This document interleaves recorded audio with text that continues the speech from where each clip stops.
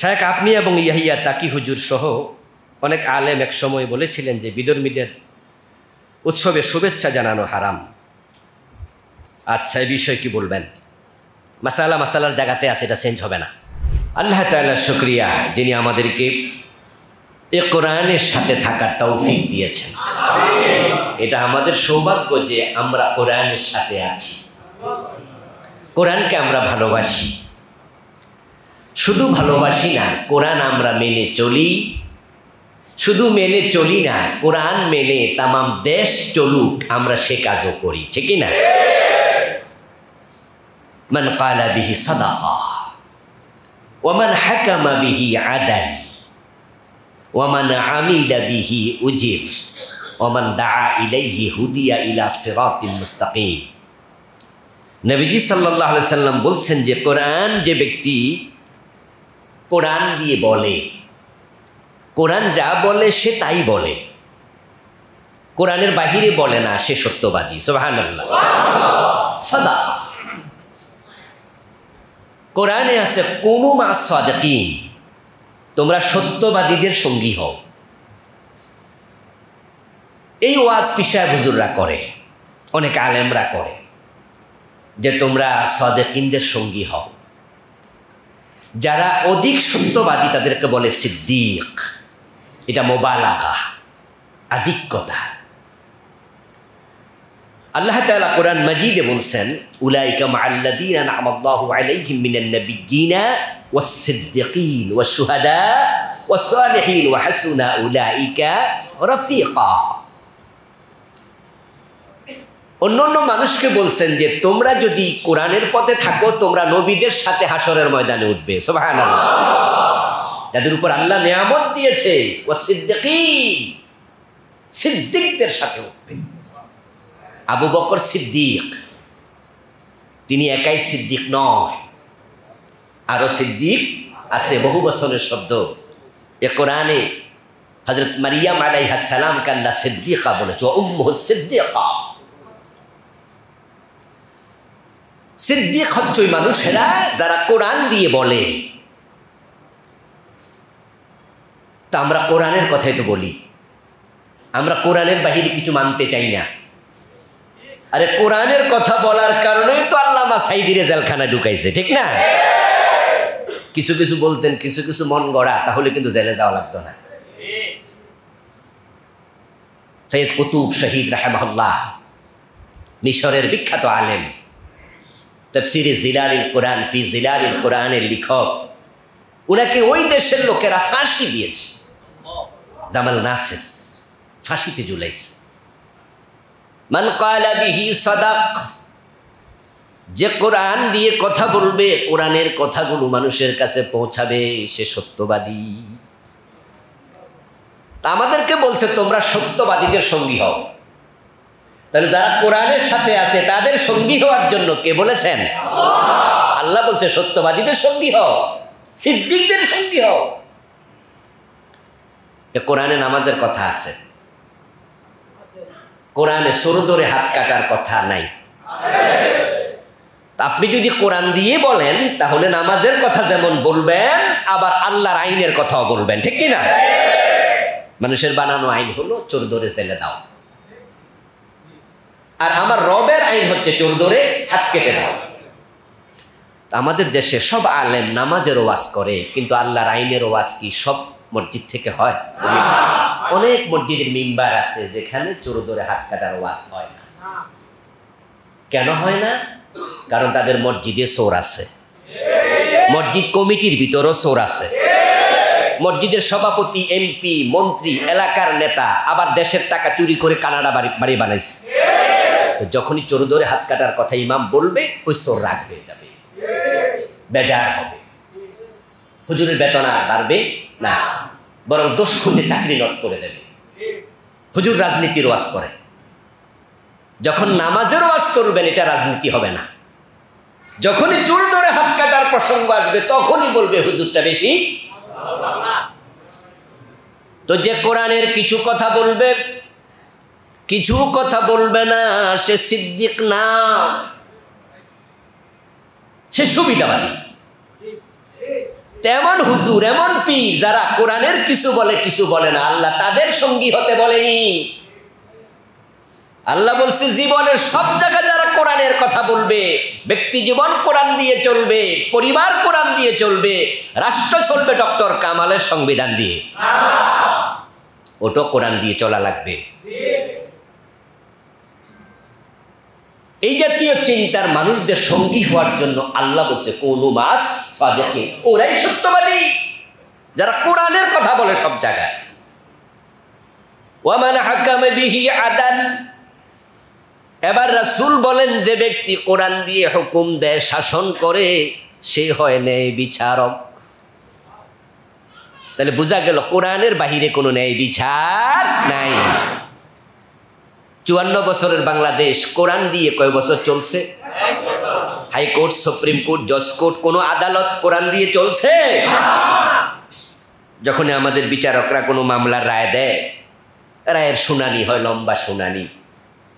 ওই শুনানিতে বিচারকরা বলে আমাদের বাংলাদেশের ফৌজদারি দণ্ডবিধির এত নম্বর ধারার এত নম্বর অনুচ্ছেদের আলোকে এই মামলার এই রায় ঘোষণা করা হলো।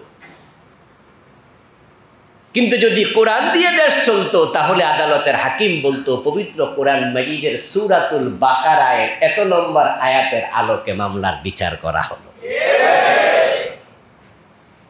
এই 54 বছরে চলেছে এটা? তাহলে বোঝা গেল আমাদের এখানে ন্যায় বিচার নাই, কোরআনের বাহিরে ন্যায় বিচার নাই। ওয়ামান আমিলা বিহি উজির, এবার রাসূল বলেন যে ব্যক্তি কোরআনের আলোকে আমল করবে, মন মতো আমল হবে না, কোরআন মতো আমল হবে, আল্লাহ তাকে পুরস্কার দেবেন। কোরআনের ব্যাখ্যা হলো হাদিস। ইয়াহিয়া তাকিবাই শুরুতে বলেছেন যে মা আয়েশাকে জিজ্ঞাসা করা হয়েছিল, প্রশ্নকারীর নাম ছিল সাদ বিন হিশাম রাহিমাহুল্লাহ। সাদ বিন হিশাম মা আয়েশাকে গিয়ে বলছে, মা আয়েশা, নবীজিকে তো দেখার সৌভাগ্য আমার হয়নি, আপনার কাছে আমি জানতে আসছি নবীজির চরিত্রটা কেমন ছিল, আচার আচরণ কেমন ছিল। মা আয়েশা তখন উল্টা প্রশ্ন করলেন, আফালা তাকরাউল কোরআন আমা কারাআতাল কোরআন, তুমি কি কোরআন পড়ো না? সাদ বিন হিশাম রাহিমাহুল্লাহ জবাব দেন, বালা, হ্যাঁ আমি তো কোরআন পড়ি। তখন মা আয়েশা বলেন, কানা খুলুকুহুল কোরআন, কোরআন যদি পড়ো, আমার রাসূলের চরিত্র কর্ম কেমন ছিল প্রশ্ন করা দরকার নাই, শুনে রাখো কোরআনই রাসূলের চরিত্র। নবীজি যা ছিলেন জীবন্ত কোরআন, তিনি জীবন্ত ইসলাম। এ কোরআনের জীবন্ত ব্যাখ্যা হচ্ছে নবীজির কথা, নবীজির কাজ, নবীজির গোটা জীবন। এখন আমাদের আমল কি মন মতো হবে না কোরআন মতো? কোরআনের ভিতরে সুন্নাহ আছে না নাই? কোরআন সুন্নাহ এক জিনিস, এ কোরআনের ব্যাখ্যাই হলো সুন্নাহ। কোরআনে আছে আকিমুস সালাহ, কোরআনে আছে ওয়াসজুদু ওয়ারকাউ, নামাজ কায়েম করো। কিন্তু নামাজ কায়েমের জন্য দাঁড়াইয়া কান পর্যন্ত হাত তুলতে হবে, এটা কি কোরআনে আছে? কোরআনে আছে সেজদা করো, সেজদা করার জন্য কপালটা মাটিতে ঠেকাতে হবে, এটা কি কোরআনে আছে? কোরআনে আছে রুকু করো, রুকু করতে হলে হাঁটুতে হাত দিতে হবে, এটা কি কোরআনে আছে? এগুলো নবী মুহাম্মদ সাল্লাল্লাহু আলাইহি ওয়াসাল্লাম আমাদেরকে দেখাইছেন, একবারে দেখাইয়া চোখে চোখ রেখে সাহাবীদেরকে শিখাইছেন। এই জন্য নবীজির জীবনটাই হচ্ছে কোরআনের ব্যাখ্যা। সুবহানাল্লাহ। ওয়া মান আমিলা বিহি উজির, যারা নেক আমল করবে কোরআনের আলোকে তারাই পুরস্কার পাবে। কোরআন সুন্নাহর বাহিরে আমল করবেন কিন্তু কোনো পুরস্কার নাই। এরপর নবীজি বলেছেন, মান দাআ ইলাইহি হুদিয়া ইলা সিরাতিম মুস্তাকিম, যারা মানুষকে কোরআনের দিকে ডাকে, কিসের দিকে? দলের দিকে ডাইকা লাভ নাই, ব্যক্তির দিকে ডাইকা লাভ নাই, দরবারের দিকে ডাইকা লাভ নাই। দলের নাম দিতে পারেন, এই নাম আমার দলের, কিন্তু ডাকতে হবে কোরআনের দিকে। ওই দলে যোগ দাও, এই দলে আসো, কেন আসবা? কোরআনের জন্য আসবা। অমুক পীর সাহেবের কাছে চলেন, কেন যাবেন? কোরআন শিখার জন্য, কোরআন মানার জন্য, বুঝার জন্য, শিখার জন্য যাবেন, মাকসাদ কোরআন। এই জন্য যেই দলের কাছে কোরআন নাই সেখানে মুসলমানের যাওয়া জায়েজ নাই। যে পীরের দরবারে গেলে কোরআন নাই, হাদিস নাই, পীর পায়ে সেজদা নেয়, এমন ভণ্ড পীর বাংলাদেশে আছে না নাই? সেজদা কি পীরকে হবে না আল্লাহকে হবে? যে পীরের কাছে গিয়ে দেখলেন যে পর্দা নাই, বেপর্দা মহিলা মুরিদ হয়, মুরিদের বৌদিয়া ফাটি পায়, এমন পীর কি বাংলাদেশে নাই? ওই পীরের কাছে কি কোরআন ইসলাম আছে? ওই পীরের কাছে আপনারা যাবেন? যার কাছে কোরআন নাই তার কাছে যাবেন না। তাহলে আপনারা আলহামদুলিল্লাহ আজকের এইখানে যারা আছেন, আমি জানি যে এখানে আপনারা যদি উল্টা পাল্টা চিন্তা হতেন আসতেন না। আপনারা ভণ্ড পীরের কাছে যাবেন না, কারণ সেখানে কোরআন নাই, সে পর্দা করে না, সে পায়ে সেজদা নেয়। কিন্তু আপনাদের মাঝে আবার যে দলের কাছে কোরআন নাই সে দলের 2-4 জন কর্মী এখানেও। তো ভণ্ড পীরের কাছে গেলেন না কারণ কোরআন নাই। তাহলে যে দলের কাছে কোরআন নাই সে দলের কর্মী কেমনে হলেন?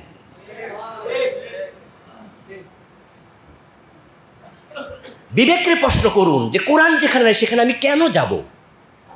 কোন কারণে যাব? আমি উম্মত মুহাম্মদ, আমি নবী মুহাম্মদের অনুসারী। এই জন্য আমাদের পুরা জীবন সাজাতে হবে কোরআন দিয়ে। আল্লাহ শুকরিয়া, আমরা কিছু মানুষ এখানে আছি যারা আমরা কোরআন যেখানে নাই সেখানে যেতে রাজি হই না। না কোনো ভণ্ড পীর, না কোনো কোরআনের বাহিরের দল। এই হক কথা বলতে গিয়া যদি আমাদেরকে জেলে যাওয়া লাগে, আমরা জেলে যেতে পর্যন্ত রাজি হয়ে যাই।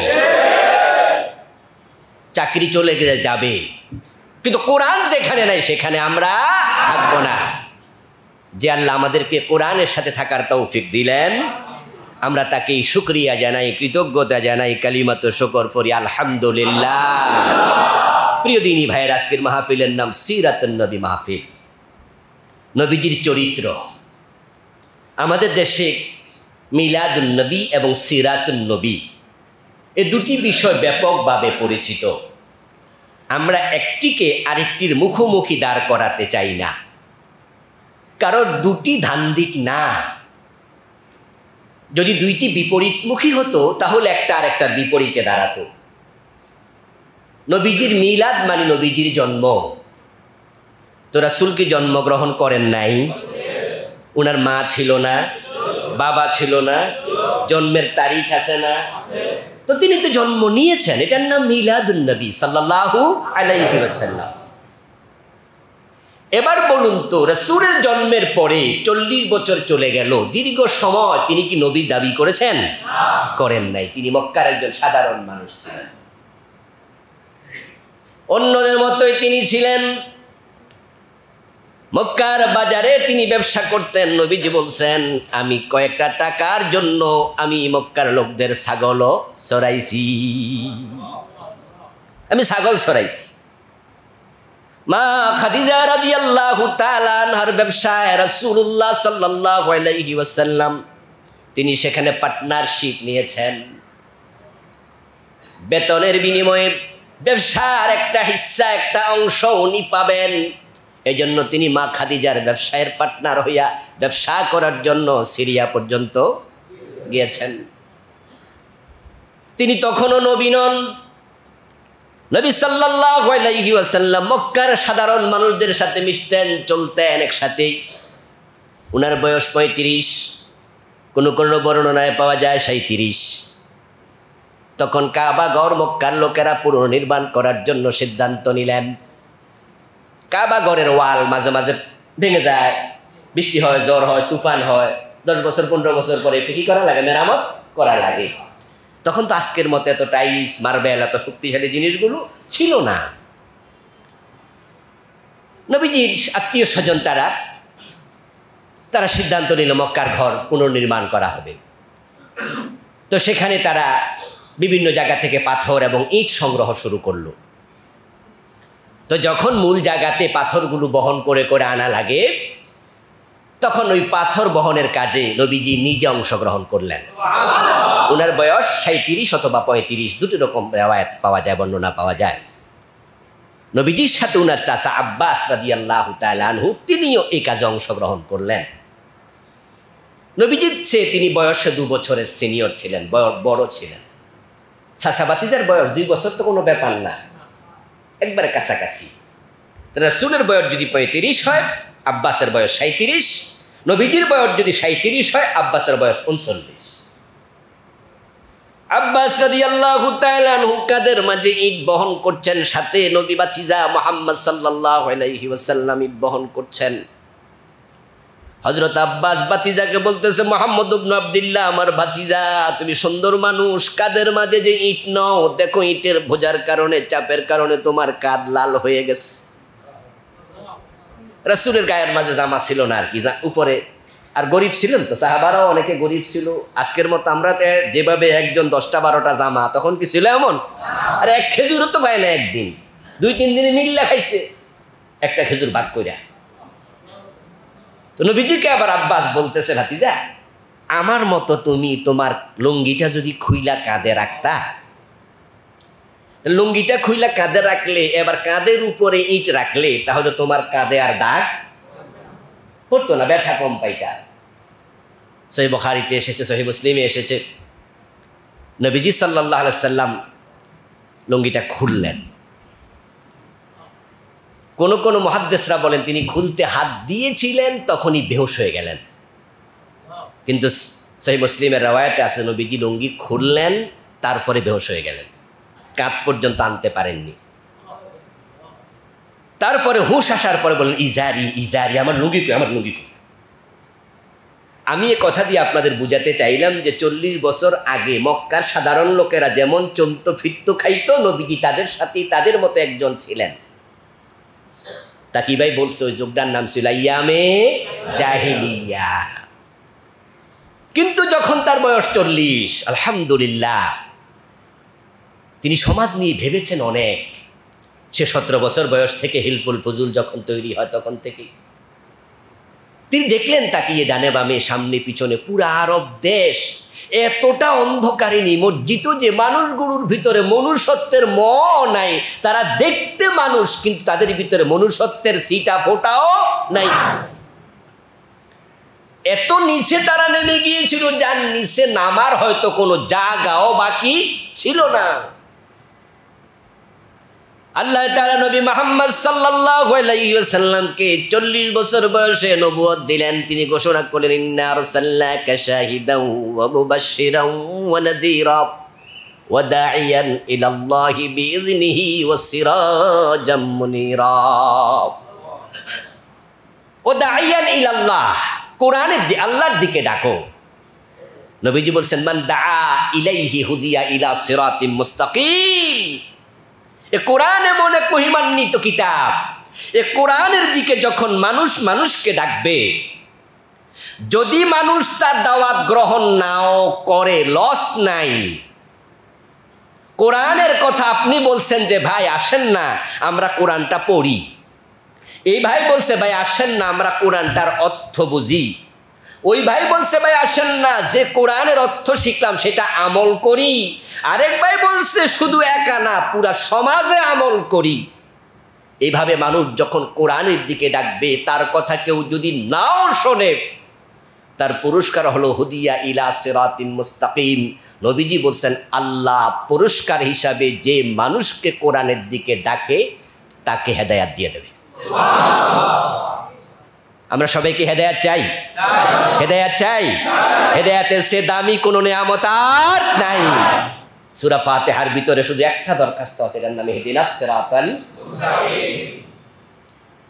প্রতিদিন আমরা আল্লাহ তাআলার কাছে কতবার হেদায়াত চাই তার কোনো হিসাব নাই। শুধু ফরজ নামাজ যদি আমরা পড়ি 5 ওয়াক্ত, তাও তো 17 রাকাত। প্রতি রাকাতে সূরা ফাতিহা আছে, আর প্রতি রাকাতে একটাই চান, ইহদিনাস সিরাতাল মুস্তাকিম।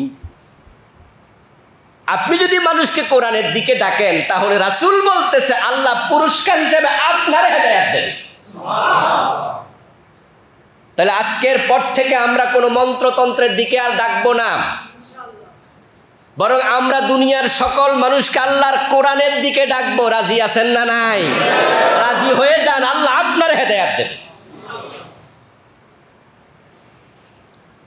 আরে হেদায়েত পায় না যে পীর সাহেব ভণ্ড হয় কেমনে? আরে পীর কেমনে ভণ্ড হয়? বন্ড মানে কি হেদায়াত পায় নাই? হেদায়াত পাইলে কি বন্ড হইতো? পীর কেমনে বন্ড হয়? আলেম কেমনে বন্ড হয়? কারণ কি জানেন?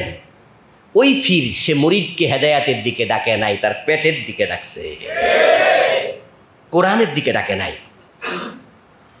যে পীর কোরআনের দিকে মুরিদরে ডাকে না, আল্লাহ ওই পীরকে হেদায়াত দেয় না। যেই আলেম মানুষকে কোরআনের দিকে ডাকে না, ওই আলেমকে আল্লাহ হেদায়াত দেয় না।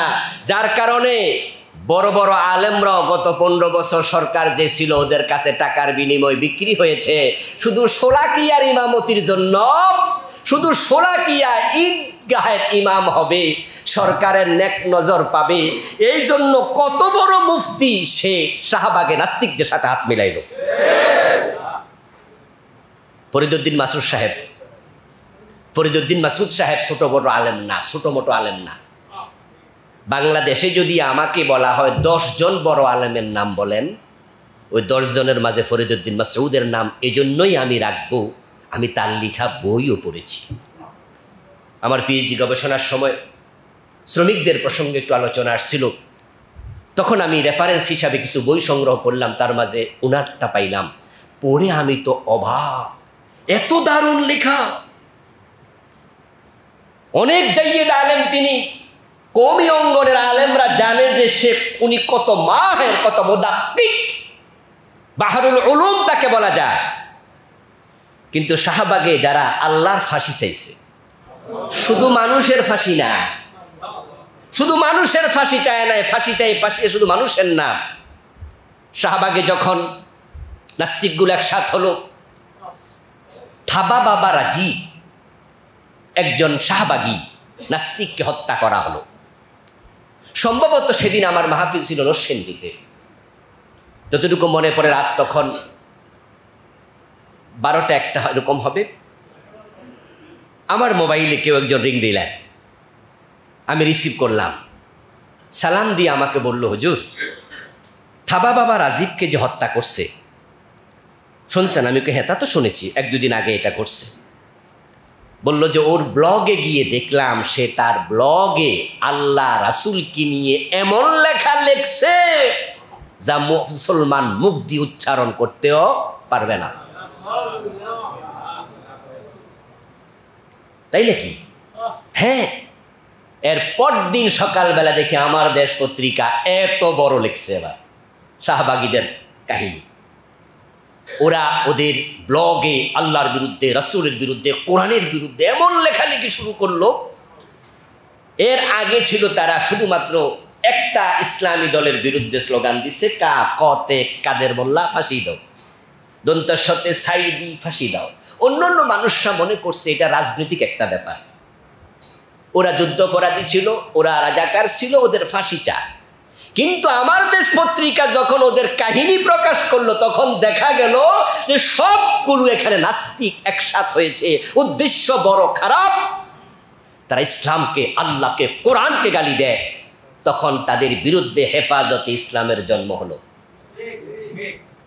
হেফাজতে ইসলামের জন্ম হওয়ার পরে তখন বাংলার লোকেরা টের পাইল যে এগুলো নাস্তিক।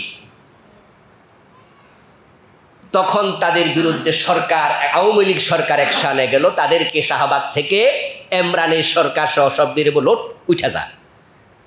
হেফাজতের আন্দোলন, নাস্তিকগুলো সরে গেল। তাদের মাঝে একটার নাম ছিল আসিফ মহিউদ্দিন। সে তখন বাংলাদেশ থেকে ভিসা নিয়ে চলে গেল ফ্রান্সে নাকি কানাডা, এরকম একটা দেশে, আমার এই মুহূর্তে অ্যাকুরেট মনে নাই। আমার দেশ পত্রিকায় পড়ে তার ব্লগ থেকে লেখা তুললো, সে তার ব্লগে লিখেছে শাহবাগে যদি আল্লাহ নেমে আসে আল্লাহকেও ফাঁসি দেয়া হবে।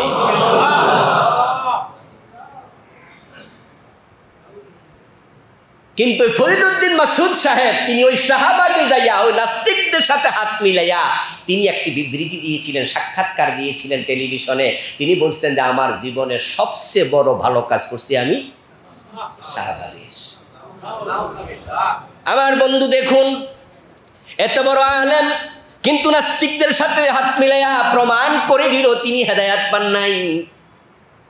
কত বন্ড ফির আছে যারা কামেল পাস, মাদ্রাসার টিচার, মুহাদ্দিস কিন্তু বেদাতি, সরাসরি শিরিক করে। এত বড় পীর হেদায়াত পায় নাই, এত বড় আলেম হেদায়াত পায় নাই। এর কারণ শুধুমাত্র আমি মনে করি একটা, কারণ তারা মানুষকে কোরআনের দিকে ডাকে নাই।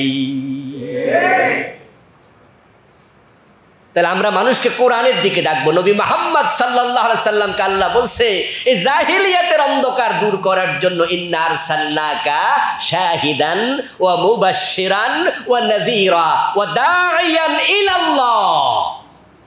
আমি আপনাকে আল্লাহর পথে আহ্বানকারী হিসাবে পাঠালাম। ওয়া সিরাজাম মুনীরা, আপনি হচ্ছেন উজ্জ্বল জ্যোতিষ্ক। যুগটার নাম কি ছিল? আইয়ামে জাহিলিয়াত। বাংলা অর্থ অন্ধকার যুগ। অন্ধকার দূর করার জন্য আলো লাগে। সিরাজ মানে হচ্ছে বাতি, মুনির মানে উজ্জ্বল। নবী মুহাম্মদ সাল্লাল্লাহু আলাইহি সাল্লামকে আল্লাহ তাআলা পৃথিবীর সব নবীদের সেরা নবী বানায়া দুনিয়ার সবচেয়ে বড় উজ্জ্বল প্রদীপ বানায়া পাঠাইছে। সুবহানাল্লাহ। ওনার আগমনের 23 বছরের ব্যবধানে পৃথিবীর চিত্রটাই চেঞ্জ হয়ে গেল। এন্তেকালের আগে তিনি বললেন, খায়রুল কুরুনি করনি।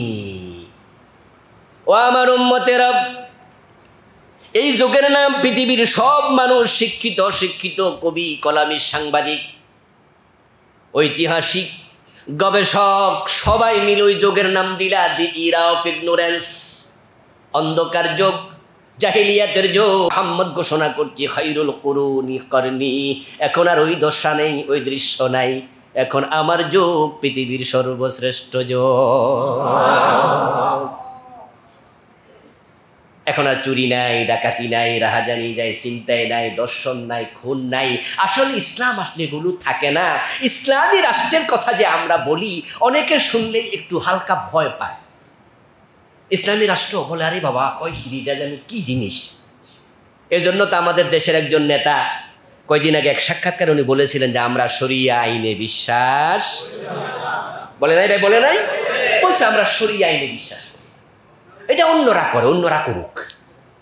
এখন আমাদের দেশের কিছু জেনারেল শিক্ষিত মানুষও শরিয়া আইন, আমি টেলিভিশন টকশোগুলো সুযোগ পাইলে দেখি। টেলিভিশন টকশোগুলো তো এখন প্রায় ফেসবুকে আসে। তখন দেখা যায় যে যারা উপস্থাপনা করে তারা এমন প্যাসে ফালাইতে চায় যে আপনাদের দল ক্ষমতায় গেলে কি শরিয়া আইন কায়েম হবে? আপনাদের দল ক্ষমতা গেলেই কি চুল ধরি হাত কাটা শুরু করে দেবে? আপনারা ক্ষমতায় আসলেই কি মেয়েরা আর হেজাব ছাড়া চলতে পারবে না? মানে তারা এমনভাবে উপস্থাপন করতে চায় যে এটা ভীতি। আমার প্রিয় ভাইয়ের, আসলে ইসলাম অর্থ কি? হ্যাঁ, ইসলাম অর্থ আত্মসমর্পণ, ইসলাম অর্থ শান্তি। আসলিম তাসলাম, আল মুসলিম মান সালামা আল মুসলিমুনা মিন লিসানিহি ওয়া ইয়াদি। ইসলাম মানে শান্তি, টেনশনের কোনো কারণ নাই। ইসলাম এসেছিল জাহিলিয়াতের যুগে। মানুষ এমন নিরাপত্তা পেয়েছে, নবীজির ইন্তেকালের 2 বছর পরে, 2 বছর 3-4 মাস আবু বকর ক্ষমতায় ছিলেন। এরপরে ওমর ফারুক আসলেন। জাহিলিয়াত থেকে বেশি দূরে নয়, নবীজি 23 বছর, তারপরে মদিনায় যাওয়ার পরে না ইসলামী রাষ্ট্র হলো। মক্কায় 13 বছর তো হয় নাই, তাহলে মদিনার 10 বছর ইসলামী রাষ্ট্র। আবু বকর মাত্র 2 বছর 4 মাস, তাহলে 12 বছর 4 মাস। তারপরে হযরত ওমর আসলো ক্ষমতায়। অর্ধ পৃথিবীতে এমন শান্তি কায়েম হয়েছিল, অর্ধ পৃথিবীর সম্রাট ওমর গাছতলায় ঘুমায়, বডিগার্ডের প্রয়োজন। ফারুক আজম ওমর রাদিয়াল্লাহু তাআলা আনহুর সময় পৃথিবীর বিভিন্ন দেশ থেকে কূটনীতিবিদরা আসতো।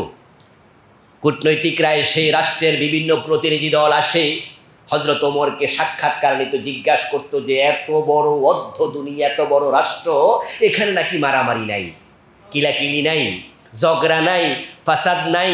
আবু বকর যখন ক্ষমতায় আসলেন, একজন সাহাবী, সিনিয়র সাহাবী উবাই বিন কাব রাদিয়াল্লাহু তাআলা আনহু, তিনি বলতেছেন হযরত ওমরকে, ওমর আপনি বিচার বিভাগ সামলাবেন। আবু বকর তো পুরা রাষ্ট্রের নেতা, উনি খলিফা। এলাকার সব বিচার যদি আবু বকর করে, তাহলে জেহাদের নেতৃত্ব কে দেবে? জেহাদ যদি আবু বকর সবটা একা দেখে, তাহলে বাণিজ্য কে দেখবে?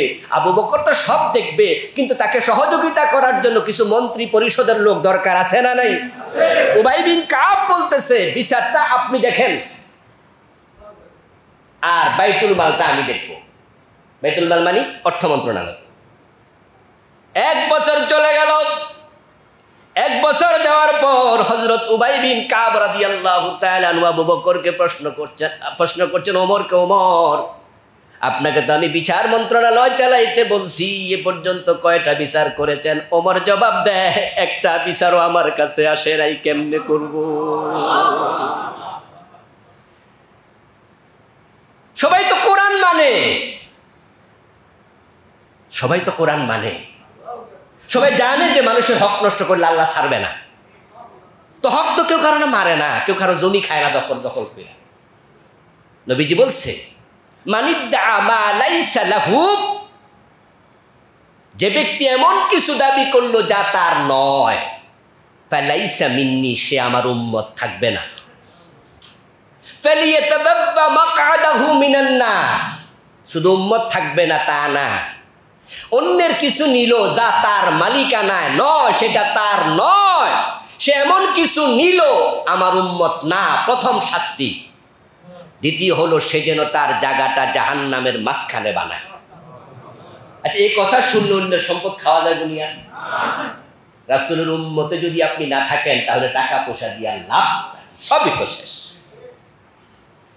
এখন যারা সাভার বাস স্ট্যান্ডে সাদাবাজি করে, সাদা তাদের হক আছে তো, ঠিক না?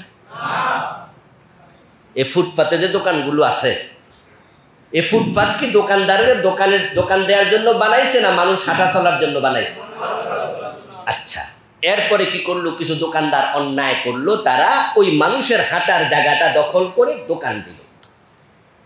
এবার ওই দোকানদারকে ফুটপাতে যিনি আছে জিজ্ঞাসা করবেন, ভাই এই দোকানে কি ভাড়া দেয়া লাগে, টাকা দেয়া লাগে? আস্তে জিজ্ঞাসা, দোকানদার বলবে যে জি, দিনে একবার দে, রাতে আবার একবার দে। আমি কারণ বাজারে খরচ করতে, আমার বাসা তো পারন গেটে, তো কারণ বাজারে বাজার করতে গিয়ে কিছুদিন আগে দেখি রাস্তার মাঝখানে এক লোক বসে সবজি বিক্রি করছে, একবার রাস্তার মোড়ে। তো মোড়ে বসে বিক্রি করছে, আমাকে দেখে সালাম দিল, আমার সিনসে আমি বুঝতে পারলাম ওয়াজ নসিহত হয়তো ইউটিউবে শোনে, হুজুর ভালো আছেন, এই আছেন। আমি তখন আস্তে করে বললাম, ভাই এই যে রাস্তার মাঝখানে দোকান দিলেন, আচ্ছা দিলেন, সাদা দেয়া লাগে?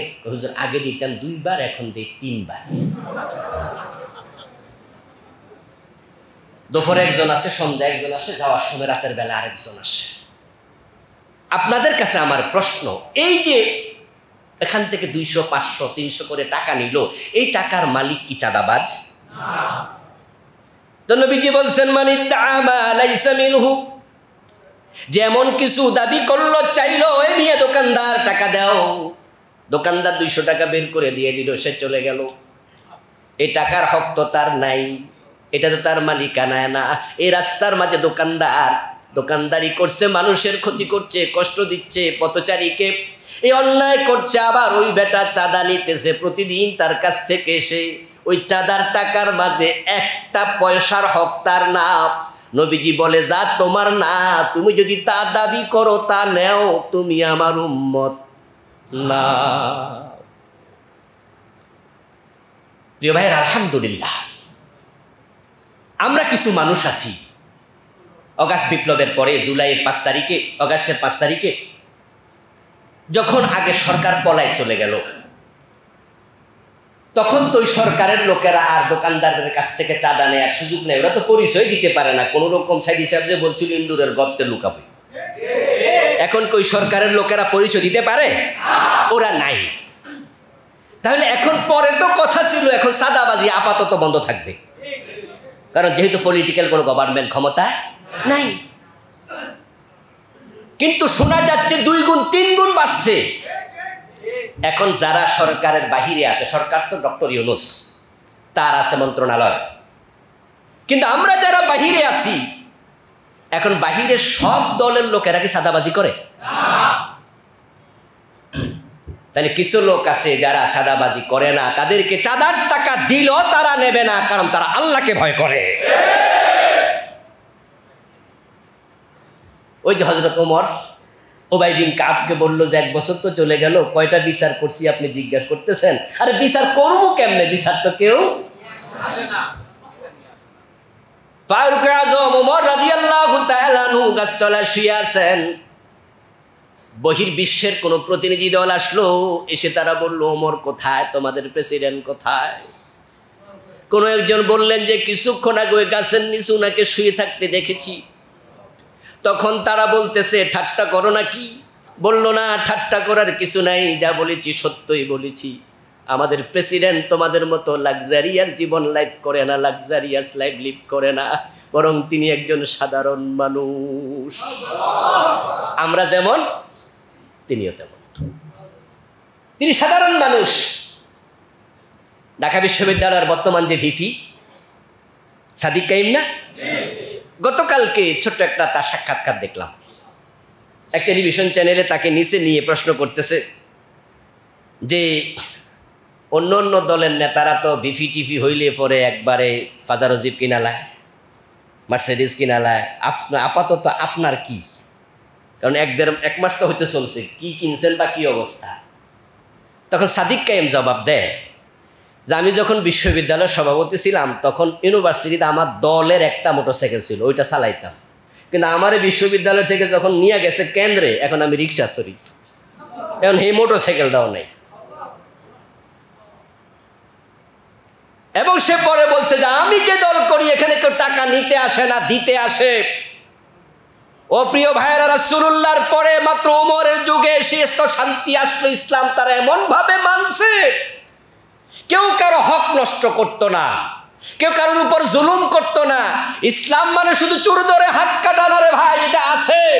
তবে হাত কাটবে ইসলাম তখন যাকাত ব্যবস্থা চালু হওয়ার পরে দারিদ্রতা বিমোচিত হবে যখন।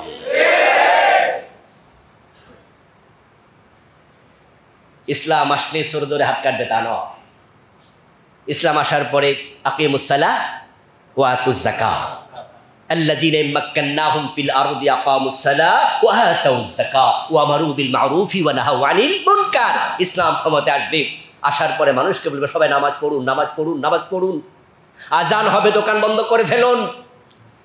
টিওনো সাহেব আপনার মসজিদে, টিওনো অফিসের মসজিদে আপনি ইমামতি করবেন। ডিসি সাহেব আপনার ডিসি অফিস মসজিদে আপনি ইমাম হয়ে জোহরের নামাজ পড়াবেন। মন্ত্রণালয়ে মন্ত্রী ইমাম হয়ে নামাজ পড়াবে। রাষ্ট্রের প্রেসিডেন্ট বাইতুল মুকাররমে জুমার দিন জুমার খুতবা দেবেন ইনশাআল্লাহ। আপনারা বলুন তো, যদি টিওনো সাহেব জোহরের নামাজের ইমামতি করে, তার অফিসের সকল কর্মচারীরা টিওনোর অফিসে ওনার পিছনে নামাজ পড়ে, ওই অফিসে ঘোষের লেনদেন বাড়বে না কমবে? ইন্নাস সালাতা তানহা আনিল ফাহশাই ওয়াল মুনকার ওয়ালা যিকরুল্লাহি আকবার। ডিসি সাহেব যদি তার ডিসি অফিসের মসজিদে ইমামতি করে, তার পিছনে লোকেরা নামাজ পড়ে, ডিসি ঘোষ চাইতে পারবে না। তার বিবেক তাকে বলবে যে তুই কি করলি, তুই না জোহরের ইমামতি করলি। তারপরে ইসলাম এবার বলবো আকিমুস সালাহ ওয়া আতুজ যাকাত, নামাজ পড়ো, তারপরে হলো যাকাত খাও, ঠিক না? না যাকাত দাও। আমরা হুজুররা কোনটা করি? আমরা শুধু খাই। আল্লাহ কইল কি আর আমরা করতেছি কি?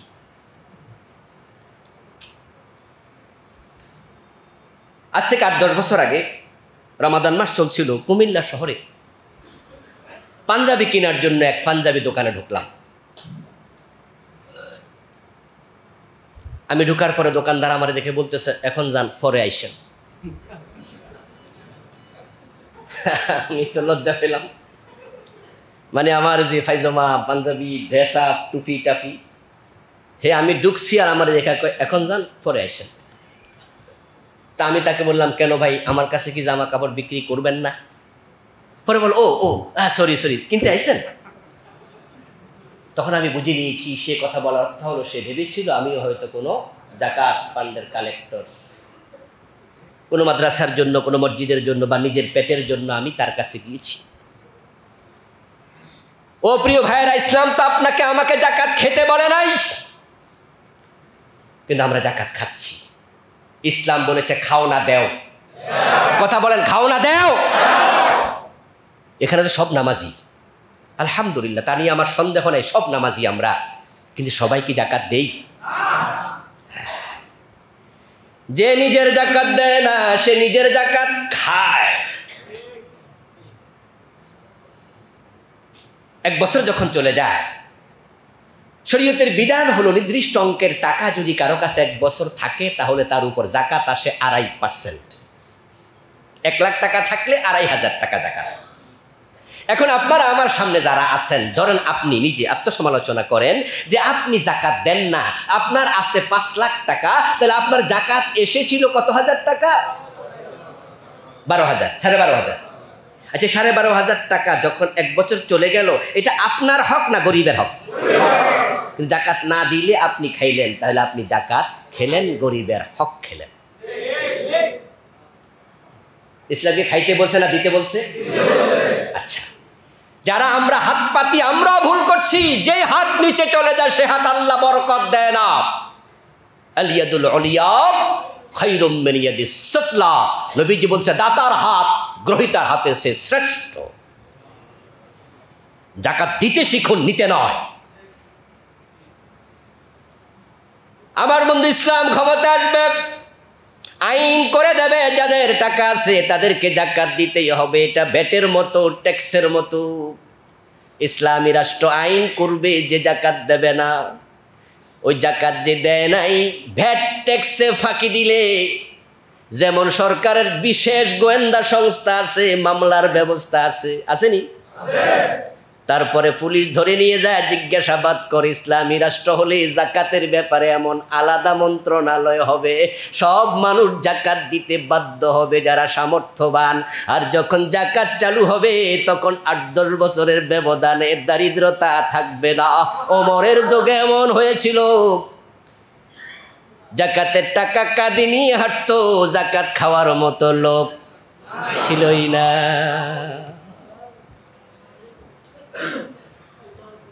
এবার বলুন তো, জাকাত যখন চালু হবে, দারিদ্রতা যখন চলে যাবে, এখনো যদি কেউ চুরি করে, অভাবে না স্বভাবে? এবার ইসলাম বলবে হাত কেটে দাও।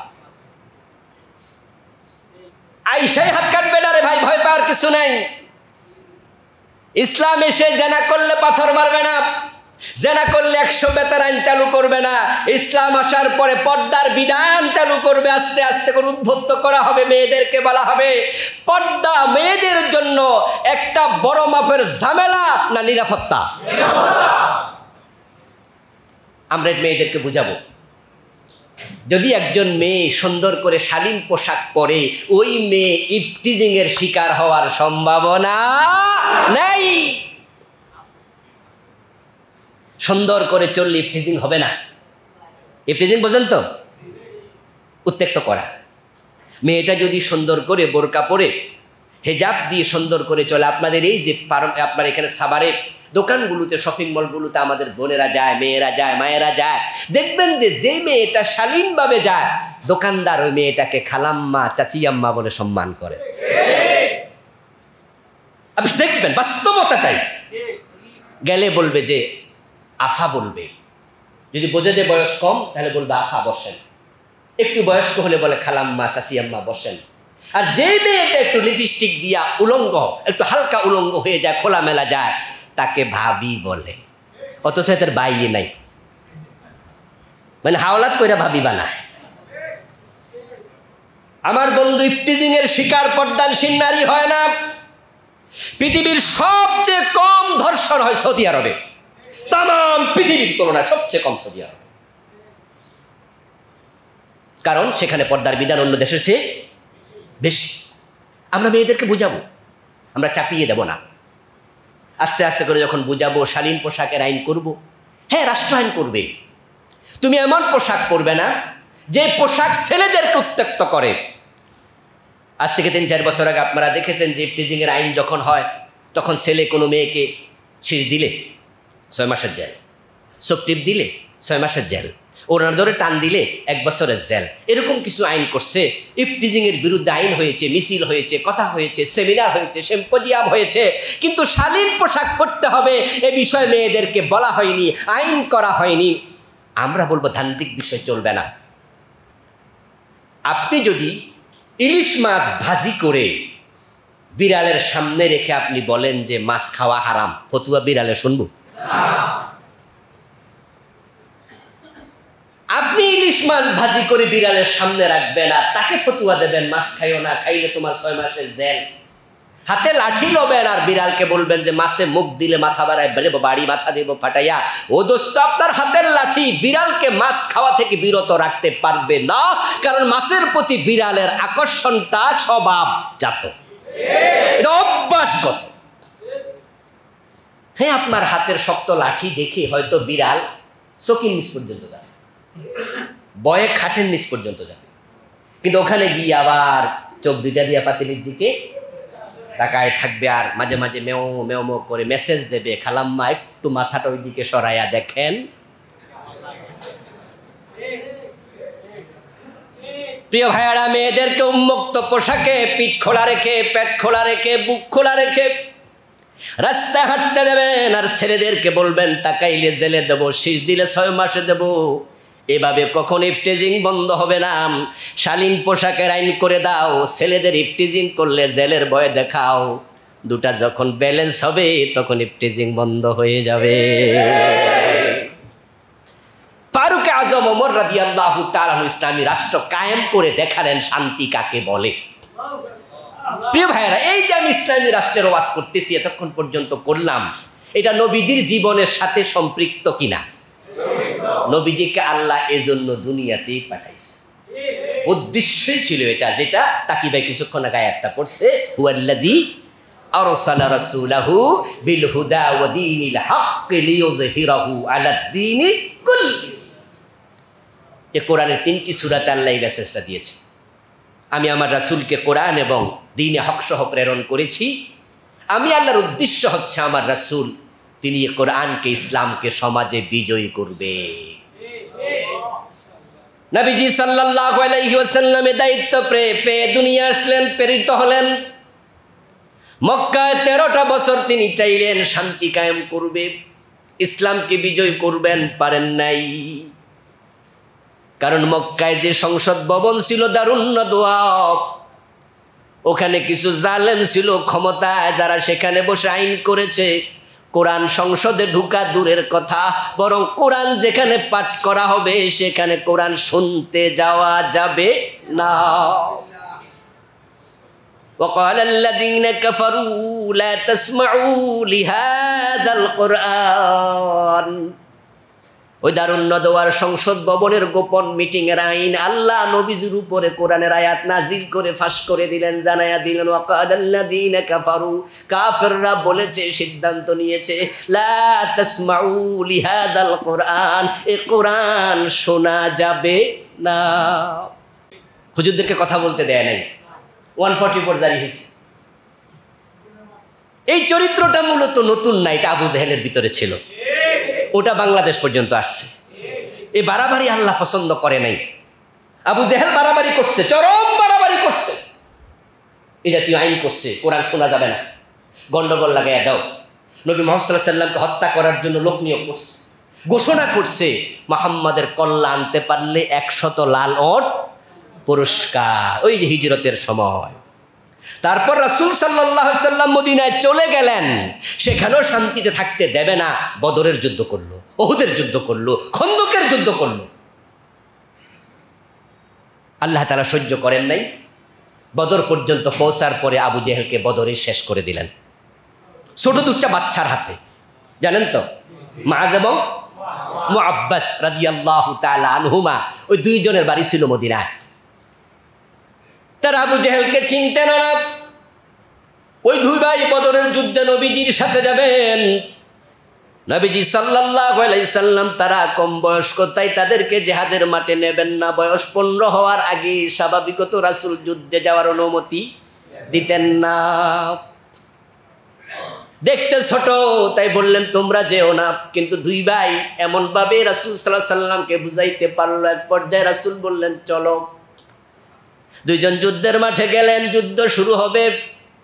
হযরত মুআয মুআব্বাস রাদিয়াল্লাহু তাআলা আনহুমা রাসূলের একজন প্রবীণ সাহাবীকে জিজ্ঞাসা করছেন ফিস ফিস করে কানের কাছে মুখ নিয়া, চাচা আবু জেহেল কোনটা? সুবহানাল্লাহ পড়ে। ছোট মানুষ 2 জন নাম শুনছে তো, যে রাসূলকে কি জ্বালানিটা জ্বালাইছে, তো বলছে চাচা আবু জেহেল কোনটা? উনি বলতেছে, মিয়া আবু জেহেলরে দিয়ে তোমরা কি করবা? বলে যান আমাদের যত কাম গাছের সাথেই, যেহেতু এ পর্যন্ত আসছি, শুনেছি রাসূলকে অনেক জ্বালাইছে, এই জন্য ওকে চেনা দরকার। যুদ্ধ শুরু হয়ে গেল। এই অবস্থায় উনি ইশারা দিয়ে বললেন যে ওই যে ঘোড়ার উপরে আছে ওই লোকটার নাম আবু জেহেল। দুই ভাই তখন একবারে চিলের মতো, একটা সিংহের মতো ঝাঁপাইয়া পড়ল, আবু জেহেলকে আঘাত করে মাটিতে ফেলে দিল। সিংহের মতো আঘাত করে ফেলে দিল। আবু জেহেল শেষ। লম্বা কাহিনী, দিকে গেলাম না। আল্লাহ ছোট্ট বাচ্চাদের কাছে মক্কার বড় আবু জেহেলকে লাঞ্ছিত করেছে, কারণ সে কোরআনের বিরুদ্ধে অবস্থান নিয়েছিল। অগাস্ট যে বিপ্লব হয়েছে ছোট ছোট বাচ্চাদের হাতে হয়েছে। এ জুলাইতে যে বিপ্লবটা হলো, দেশ ছেড়ে যে পালাইয়া গেল, তারা সবাই মিলে ইউনিভার্সিটি কলেজের বাচ্চারা, ছোট্ট নাবালেগ শিশুরাও রাস্তায় নেমেছিল। তাদের আহ্বানে আমরাও যোগ দিয়েছি। আল্লাহ তাআলা এই জালেম সরকারকে আবু জেহেলের মতো রাস্তানাবুদ করে দিয়েছে, কারণ তারা কোরআনের বিরুদ্ধে অবস্থান নিয়েছিল। নবীজি মক্কায় 13 বছর চেষ্টা করলেন, পারলেন না। আল্লাহর ইশারায় হিজরত করে তিনি মদিনায় রওনা দিলেন। 3 দিন গারে সাউরে একটা গুহার ভিতর রাসূল লুকায়া আছেন। এত ছোট্ট গুহা, যেখানে মাথা তুলে বসার জায়গা নাই। নাকি ঢুকছেন যে গারে সাউরে যান নাই? 2005-এ আমি গারে সাউরে ঢুকি। অনেক উপরে, এত ছোট গুহা, 2 জন একসাথে বসার জায়গা নাই। এখনো জওয়ান আছেন, হজে গেলে একটু ঘুরে আসবেন। গারে হেরায় তো ঢুকছেন, মাশাআল্লাহ। কারণ এখন বয়স বেড়ে গেলে আর পারা যায় না, অনেক উঁচু তো। আমি ঢুকেছি, ঢুকে মাথা তুলে বসতে পারিনি। মাথাটা এইভাবে রেখে নোয়াইয়া বসতে হয়েছে। 2 জন একসাথে বসার জায়গা নাই। বারবার ভেবেছি আবু বকর সিদ্দিক এবং নবী মুহাম্মদ সাল্লাল্লাহু আলাইহি ওয়াসাল্লাম 2 জন বসলেন কত কষ্ট করে, মাথা তুলে বসা যায় না। 3টা দিন থাকছেন কেমন? এভাবে কতক্ষণ থাকা যায় ভাই? এভাবে কতক্ষণ থাকা যায়? শোয়ার জায়গা নাই তো, বসার জায়গায় নেই, এত ছোট গুহা। নবীজি সেখান থেকে 3 দিন পরে বের হলেন। হিজরতের পথে ভাবছেন, আচ্ছা মক্কায় তো আমি ইসলাম কায়েম করতে পারলাম না, কোরআন নিয়ে কথাই তো বলতে পারলাম না। ওরা তো কোরআন নিয়ে কথাই বলতে দেয় না, কথা শুনতে দেয় না। বেলাল ইসলাম গ্রহণ করেছে, গলার মাঝে রশি লাগাইয়া টানে। খাব্বাবের পিঠের মাঝে আগুন দিয়ে শেখা দিছে। শোনেন না এগুলো? আম্মার ইবনে ইয়াসার রাদিয়াল্লাহু তাআলা আনহুর পরিবারকে কিভাবে তারা নির্যাতন করলো। সুমাইয়া রাদিয়াল্লাহু তাআলা আনহা, ইসলামের প্রথম শহীদ, ওনার লজ্জাস্থানের ভিতরে বর্ষা ঢুকাইয়া হত্যা করেছে। আচ্ছা, হত্যার একটা নিয়ম আছে, সিস্টেম আছে। এটা কোন জায়গায় পড়ে সিস্টেমটা?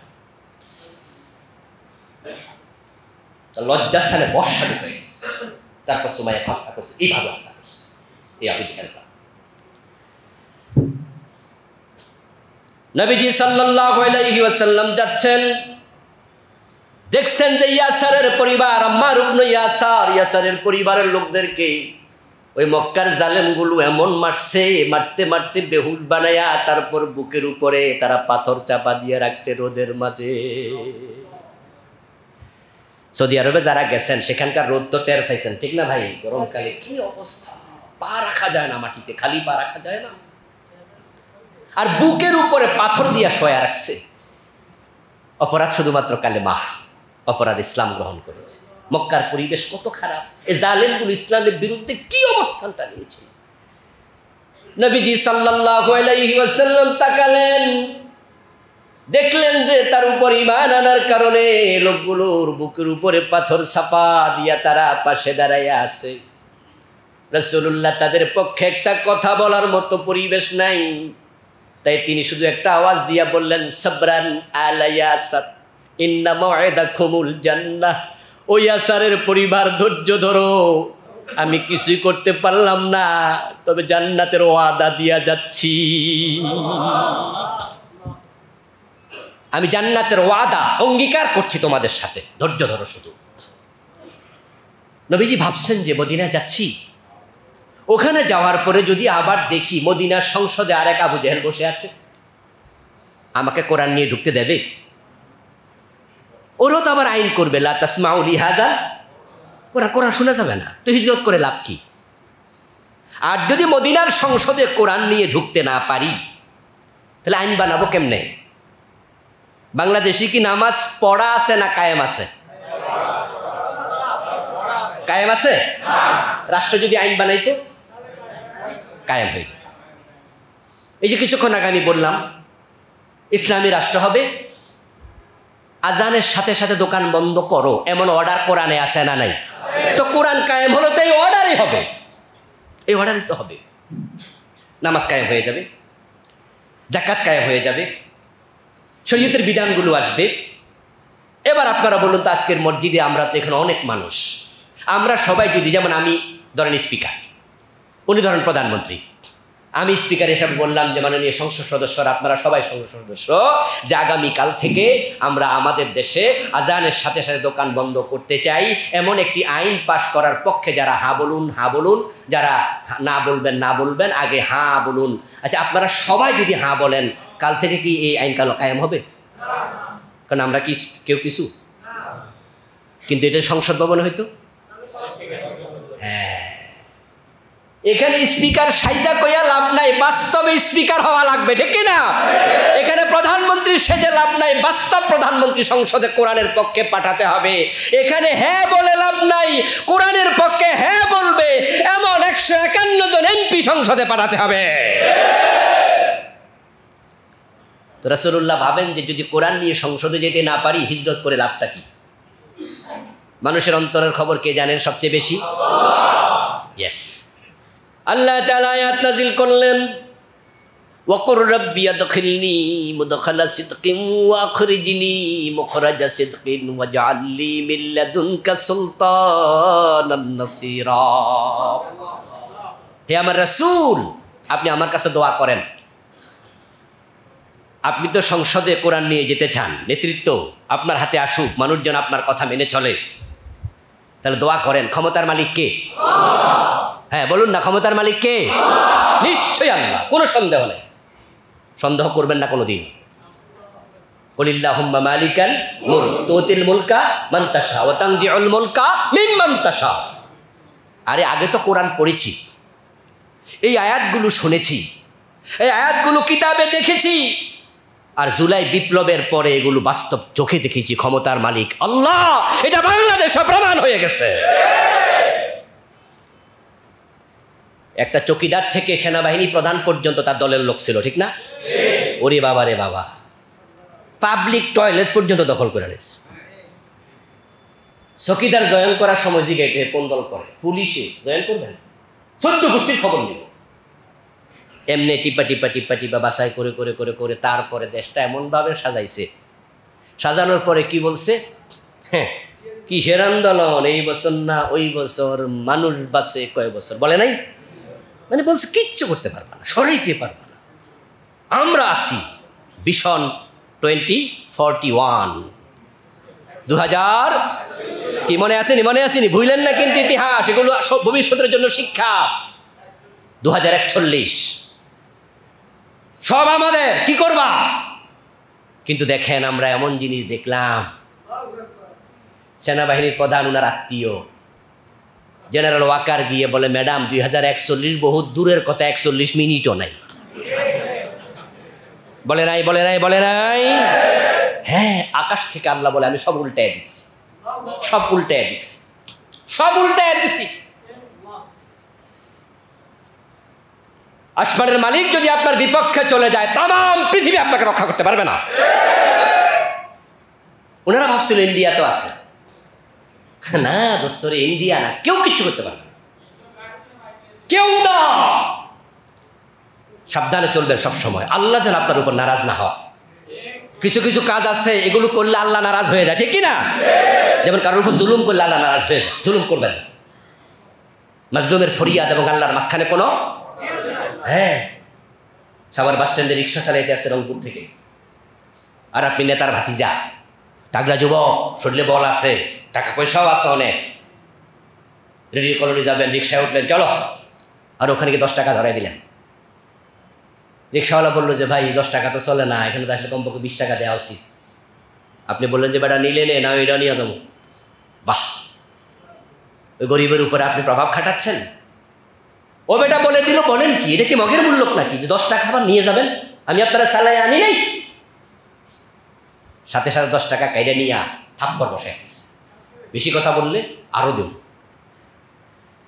প্রিয় ভাই, হ্যাঁ, আপনার ক্ষমতার অভাব নাই, তাই তার গালের মাঝে কষাইয়া থাপ্পড় দিলেন, হাত থেকে 10 টাকার নোটটাও কেড়ে নিয়ে গেলেন। ওই লোকটা আপনাকে থাপ্পড়টা ফিরাইয়া দেবে সেই ক্ষমতা তার নাই, কারণ তার বাড়ি এখান থেকে অনেক দূর, উত্তরবঙ্গের রংপুর। কিন্তু একটা জিনিস তার আছে, সেটা হলো চোখের পানি। সে কি করলো?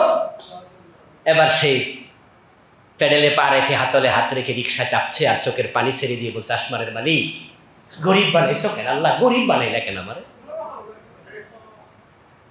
গরিব বানাইছো কেন আল্লাহ? তুমি গরিব বানাইছো তাই তো পেটের দায় এখন আমি সাভারে আসছি, নিজের পরিশ্রম করে উল্টা থাপ্পড় খাইছি।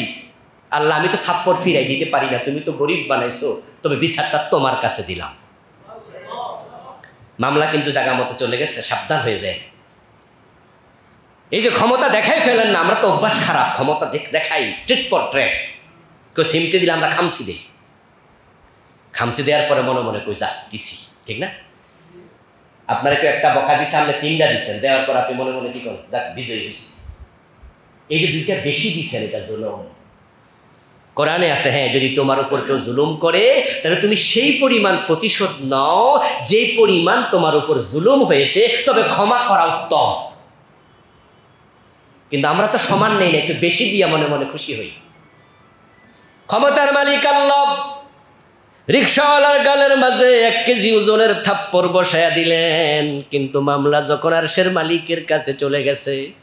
এবার আপনাদের কাছে আমার প্রশ্ন, আপনার গালের মাঝে 5 কেজি ওজনের থাপ্পড় ফিরানোর ক্ষমতা আল্লাহর আছে না না? এমন জায়গায় আপনারা ধরা খাওয়াই দেবে যেটা আপনি কল্পনাও করেন না। নিজের ঘরে রাইখে বেজ্জতি করে ছেড়ে দেবে, মায়ের কোলে বেজ্জতি করে ছেড়ে দেবে। নবীজি ভাবছেন মদিনায় গিয়ে কি লাভ হবে যদি কোরআন ক্ষমতায় না যায়, সংসদে না যায়, আইন হবে কেমনে, দিন কিভাবে কায়েম হবে? আল্লাহ দোয়া শিখাইলেন, রব্বি আদখিলনি মুদখালা সিদকিন ওয়া আখরিজনি মুখরাজা সিদকিন ওয়াজআল লি মিন লাদুনকা সুলতানান নাসিরা। ও আমার রব, তুমি আমাকে উত্তমভাবে বের করো, উত্তমভাবে মদিনায় পৌঁছাও, শেষ অংশ তোমার পক্ষ থেকে আমাকে রাষ্ট্র ক্ষমতা দিয়ে সাহায্য করো। এমন একজন লোক দোয়া করছেন যিনি থাকার জন্য মদিনায় কোনো অ্যাডভান্স হোটেল বুকিং দেন নাই। মদিনায় গিয়ে কোন জায়গায় থাকবেন, কোনো হোটেল বুকিং দিছে নাকি? যেমন এই যে আগামীকালকে আমি বললাম যে জাপান যাচ্ছি, আমার হোটেল বুকিং আছে না? ইয়েস, এটা এয়ারপোর্টে দেখবে। জাপান এয়ারপোর্টে গেলেই ওরা বলবে দেন কাগজপত্র দেন, আমি কোথায় থাকবো আমি বুকিং দিয়ে যাই। আপনারা যান বিদেশ গেলে ঘুরতে বুকিং দেন। নবীজি যাচ্ছেন তো 1-2 দিনের জন্য না, কিন্তু মদিনায় কি কোনো বাড়িঘর বানাইছিলেন উনি? কোথায় থাকবেন জানেন না, কি খাবেন খানাও নাই, কাপড় পরবেন এক্সট্রা কোনো কাপড় নাই। কিন্তু উনি দোয়া করছে আল্লাহ রাষ্ট্র ক্ষমতা দেও। কই কি রে, কারণ দোয়াটা শিখাইছে কে? দোয়া শিখাইছে কে? রাষ্ট্রের মালিক কে? ক্ষমতার মালিক কে? হ্যাঁ, সূরা মুলক আসেনি একটা? মূল শব্দ তো রাজত্ব, রাজত্বের মালিক তিনি, আপনি না, আমি না। তো রাজত্বের মালিক যেহেতু আমি আল্লাহ, আপনি আমার কাছে বলেন যে আল্লাহ আমাকে রাজত্ব দিয়ে সাহায্য করো। প্রিয় ভাইরা, নবীজির দোয়া রাস্তায় থাকতে কবুল। মদিনায় পৌঁছলেন, মদিনার লোকেরা তালা আল বদরু আলাইনা মিন সানিয়াতিল বিদা ওয়াজাবা শুকরু আলাইনা মাদা লিল্লাহি দা। তারা গান গেয়ে নেচে গেয়ে আবার বৃদ্ধ বনিতা সকলে মিলে নবীজিকে বরণ করলেন। আউস খাজরাজ, বনু নজির, বনু কুরাইজা, বনু কাইনুকা সবাই মিলে একসাথে মিটিং করে নবীজিকে মদিনার প্রেসিডেন্ট বানিয়ে দিলেন। এখন থেকে আপনি মদিনার নেতা। ইসলাম সংসদ ভবনে ঢুকে গেল, কোরআন সংসদে চলে গেল। ওয়াজআল লি মিন লাদুনকা সুলতানান নাসিরা, হে আল্লাহ রাষ্ট্র ক্ষমতা দিয়ে সাহায্য করে। একটা কোরআনে এখন আসেনি? এটা কোরআনে আছে।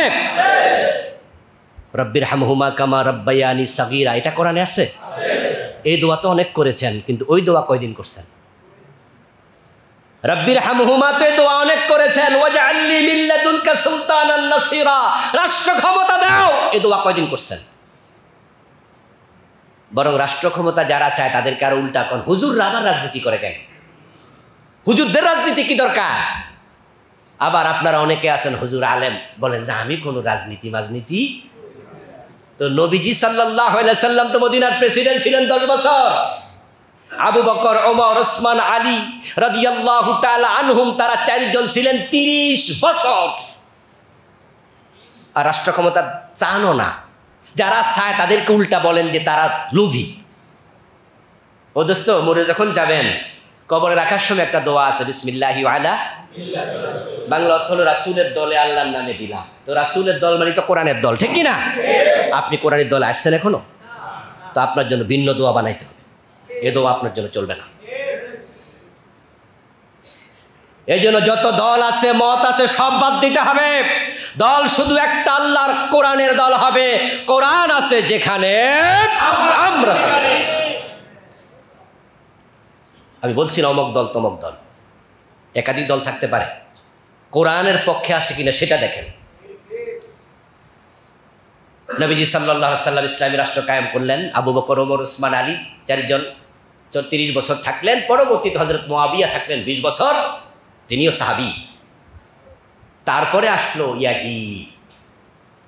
ইয়াজিদ যখন ক্ষমতায় বসে গেল, হযরত হোসাইন বললেন যে তোমার নেতৃত্ব আমরা মানতে পারি না। মক্কার সাহাবারা, মদিনার সাহাবারা হযরত হোসাইনকে বললেন যে আপনার মতো লোক থাকতে, ইবনে আব্বাস থাকতে, ইবনে মাসউদ থাকতে, আব্দুল্লাহ ইবনে ওমর থাকতে, আব্দুল্লাহ ইবনে আব্বাস থাকতে ইয়াজিদ কিভাবে ক্ষমতায় বসে? ইয়াজিদ মদ পান করত, ইয়াজিদ নামাজ কাজা করত। ইবনে কাসির রাহিমাহুল্লাহ লেখাল বেদায়া ওয়ান নিহায়া, বিখ্যাত ইতিহাসের কিতাব, ইয়াজিদকে নিয়ে যে পর্ব লেখা আছে সে পর্বে আমার 2 চোখ পড়েছে, দেখেছে ওই কিতাবে। সেখানে ইবনে কাসির রাহিমাহুল্লাহ নকল করেছেন, রওয়ায়াত করেছেন যে মানুষেরা সাক্ষী দিয়েছে ইয়াতরুকুস সালাতা ইয়াশরাবুল খামরা, সে নামাজ তরক করত, সে মদ খেত। যে চেয়ারে বসে নবী মুহাম্মদ সাল্লাল্লাহু আলাইহি সাল্লাম 10 বছর মদিনা চালালেন, 4 খলিফা 30 বছর চালালেন, মুআবিয়া সাহাবী 20 বছর চালালেন, ওই চেয়ারের মাঝে মদখোর বসবে, এটা মেনে নেওয়া যায়?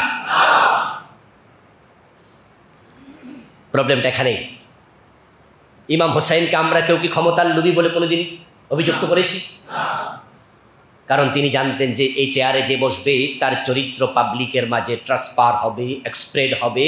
আন্নাসু আলা দীনি মুলুকিহিম, নেতা হয় যেমন, পাবলিক হয় তেমন। গাড়ির ড্রাইভিং সিটে যে বসে সে যদি মদ্যপ হয়, মদখোর হয়, তাহলে বড় সাবধান, সে গাড়িতে উঠো না। 100 জন হাজি সাহেব গাড়িতে উঠছে, 50 জন তাসবিহওয়ালা জিকিরওয়ালা গাড়িতে উঠছে, সবাই জিকির করছে, সুবহানাল্লাহ, আলহামদুলিল্লাহ, কোরআন তেলাওয়াত করছে, কিন্তু ড্রাইভার মদ খায়া মাতলামি করতে করতে গাড়ি খালে ফালাইয়া দিছে। এখন গাড়ি যদি খালে যায়, কোরআন তেলাওয়াত করতে করতে সবাই খালে যাওয়া লাগবে। এই জন্য ড্রাইভিং সিটে মদখোর বসতে পারে না। যেই ড্রাইভার মদ খায় তার গাড়িতে ওঠো। ইমাম হুসাইনের মাসালা শুধু এটাই ছিল, সূত্র এটাই, তুমি মদখোর, তুমি নামাজ কাজা করো, এই চেয়ার তোমার না। যা হওয়ার তাই হলো, কারবালার শাহাদাত।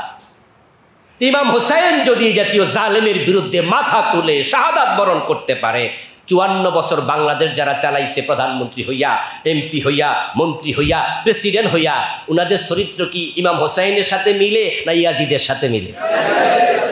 সেখানে 5 ওয়াক্ত নামাজি কয়জন আছে? মদ খায় না কয়জন আছে?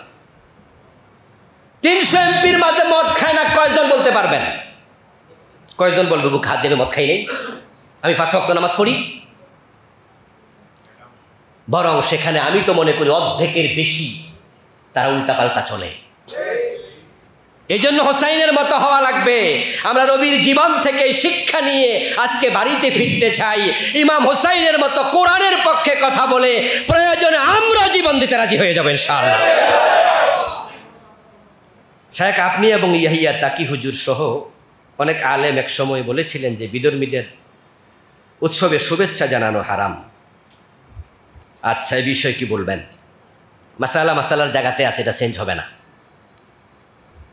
কারণ শিরকের ক্ষেত্রে আমরা কখনো নমনীয় হব না। শিরক কখনো প্রমোট করা যাবে না। হিন্দুদের যে পূজা হয়, সে পূজা যারা যায়, পূজা যারা করে, তারা কি জান্নাতমুখী না জাহান্নামমুখী?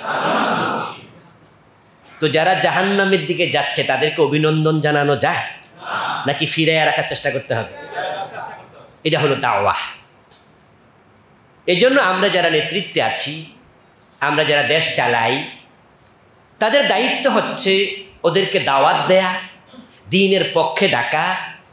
তারা যদি দাওয়াত শোনে আলহামদুলিল্লাহ, তাদেরকে বুঝানো যে মূর্তি পূজা করে কোনো লাভ নাই, এ মাটির মূর্তির কাছে নয়, বরং মাটির মালিকের কাছে মাথা নত করো। এই দাওয়াত তারা যদি না শোনে, মূর্তি পূজা করে, এটা তাদের দায়িত্ব। তখন রাষ্ট্রের দায়িত্ব হলো তাদেরকে নিরাপত্তা দিতে হবে।